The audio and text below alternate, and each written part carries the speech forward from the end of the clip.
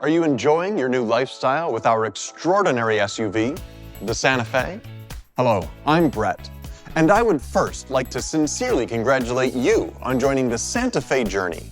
Today, we'll be taking a closer look at our vehicle to understand its various features and how to make the most of them.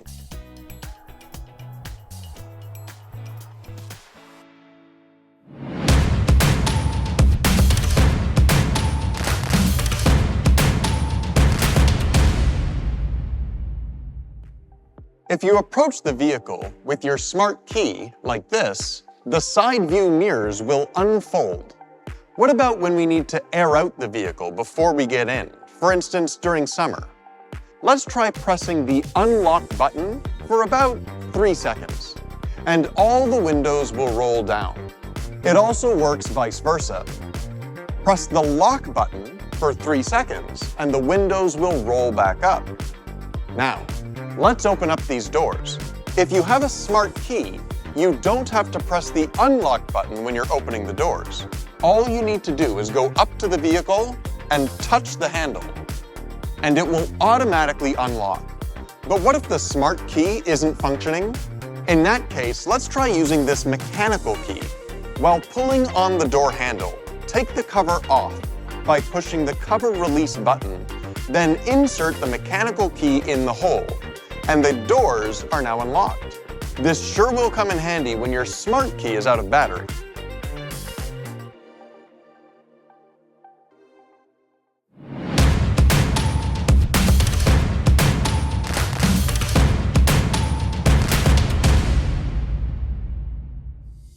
Now that we have our door open, let's take a look inside.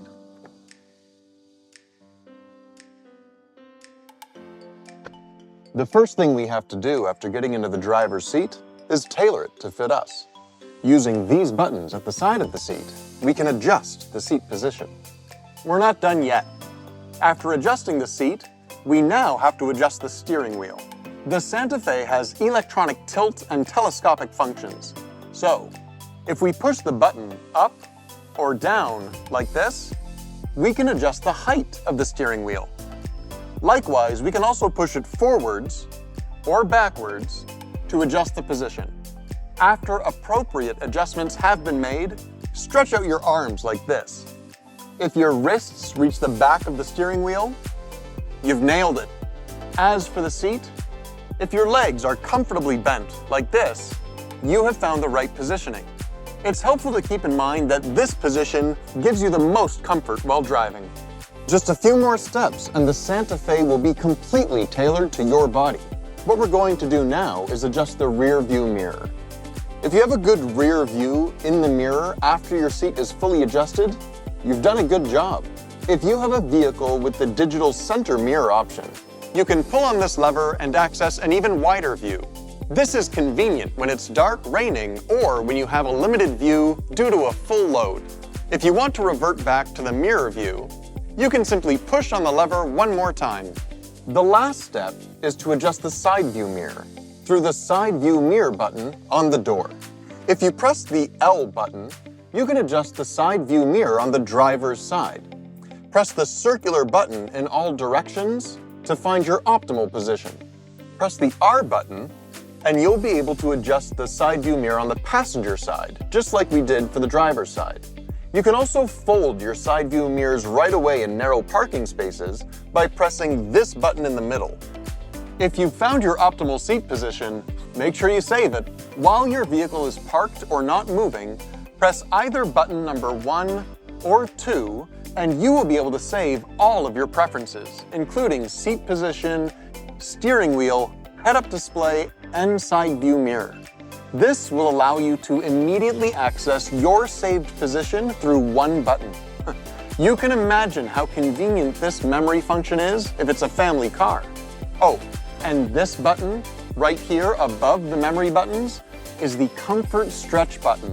Whenever you're feeling tired from a long drive, give this button a press and you'll find that the motion seat will function to help you refresh.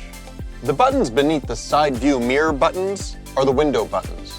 Oh, first, make sure that there are no obstructions when you are either rolling up or rolling down your windows. and that you are not resting anything on the windows.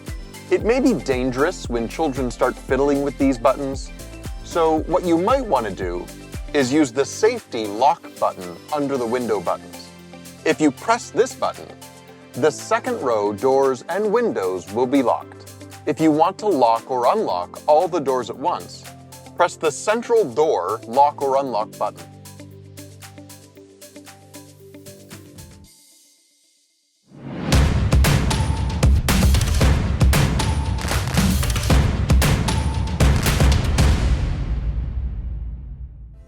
Let's also take a look at the lower left side of the driver's seat.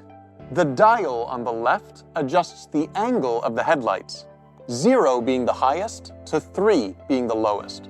This is convenient when the slope of the car is altered due to having many passengers or a heavy load. Next to that is the button that allows us to open and close the tailgate. We can open or close the tailgate by pressing this button while the gear is in park. A short tap in the middle of the opening or closing action makes it stop. When you want to close the tailgate, you have to keep pressing the button. Next is the electronic stability control, or the button for vehicle body control. This automatically controls the driving and braking power to create a stable driving condition. When the vehicle powers on, this function automatically comes into action. If you press this button, the driving power control switches off and goes into ESC off mode stage 1. If you keep pressing for more than 3 seconds, it transitions into stage 2. This means that both driving and braking power control functions are off. So only use this function in emergency situations where you are stuck in snow or mud. On the far right, you will see the electronic parking brake switch. Stopping the car completely, then pulling the switch will activate the parking brake. Or this brake might also lock in by itself if the car is stopped in a steep location. This will automatically unlock after changing gears to drive with your foot pressing down on the brake. Of course, you can also deactivate it manually by pressing the button like this.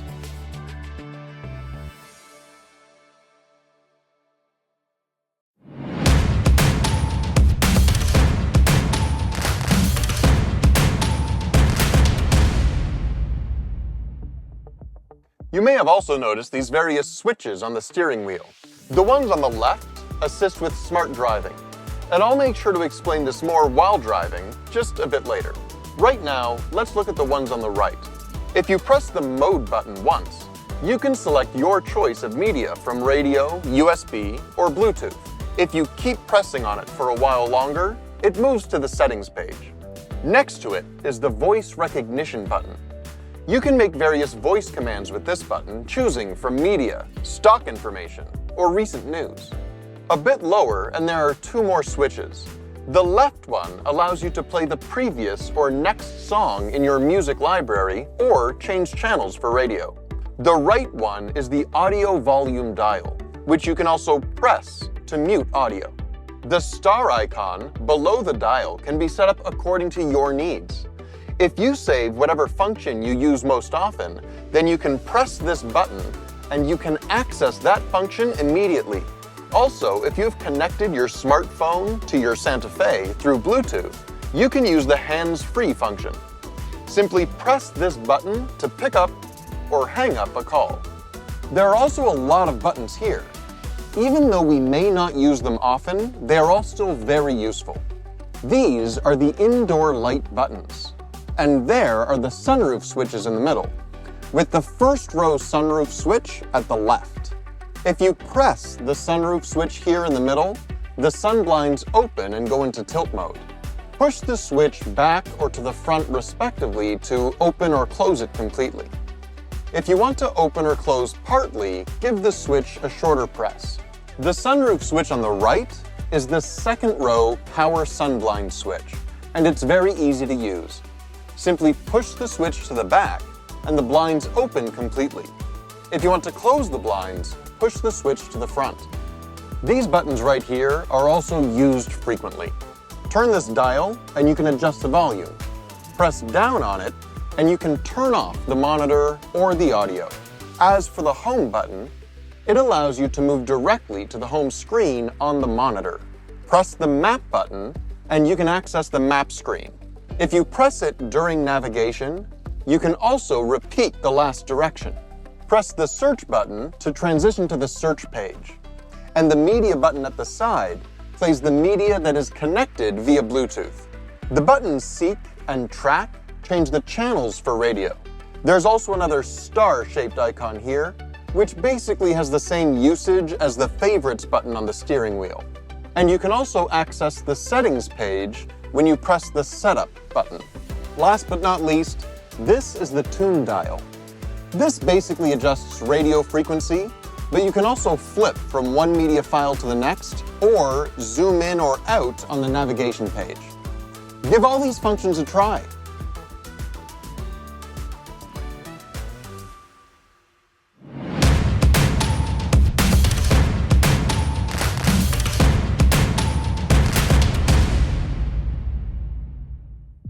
The heating and air conditioning buttons are probably the most used function in the vehicle, so let's make sure that we're fully acquainted with them. First, these two dials you see right here adjust the temperatures for the driver's seat and the passenger's seat respectively. If you press the dial on the driver's seat once, you activate the 3-level auto air conditioning function that automatically adjusts the temperature to your preference. If you want the same temperatures for both the driver's and passenger's side, simply press this to sync the two. Turn off this function, and you can adjust temperatures for the driver's side and passenger side separately. We can also adjust the air volume even under the auto air conditioning mode. Touch these intensity buttons to increase or decrease the intensity. And you can even adjust it for the third row using the front-rear transition button. There are two more things we also use very frequently: the air ventilation seats and the seat warmers. The Santa Fe incorporates these two functions in one area. Dial down and you adjust intensity for the air ventilation seats. Dial up in the same manner for the seat warmers. Now, I'm going to share how we can use this air conditioning function in a smarter way. You know how the windshield fogs over when the indoor and outdoor temperature difference is too great? The Santa Fe has an auto defog function, which activates when you press this button for more than 3 seconds.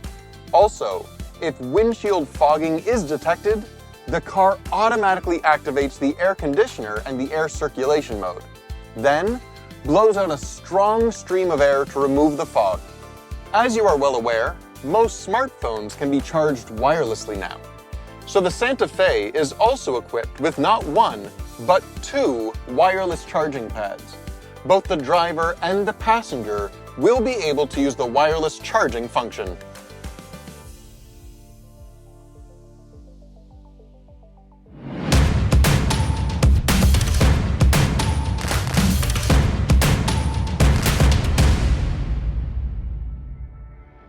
We have now been familiarized with the various buttons and functions included in the driver's seat of the Santa Fe, our extraordinary SUV.